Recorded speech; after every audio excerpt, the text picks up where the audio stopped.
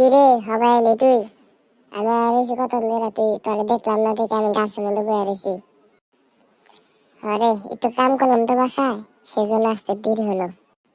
আরেক মক্কেল কো? আরে ওরে ডাকতে গেছিলাম, আর মা আরে যে কাজ করাইতেছে তো সেই জন্য আসতে পারিনি। ও আচ্ছা, ঠিক আছে, সমস্যা নেই। আরে আমি এসে পড়ছি, তোরা চিন্তা করিস না। বাসায় একটু কাম করাইলাম মাইসিরে দিয়ে, তো সেই জন্য। আরে ও কি বলে রে? ও বলে বাসায় মাইসের কাজ করাইলো। এই তাও তাহলে তো তোর মায়ে কাম করাইলো।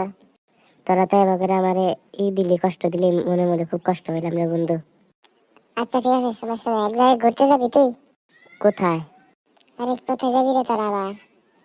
আর ওই যে সমুদ্রের ধারে যে সুন্দর একটা বাগান আছে, যে নতুন বাগান বেড়েছে, সেই বাগানে ঘুরতে যাব। আমি যাইতে পারবো না রে, আমার একটা কাজ আছে।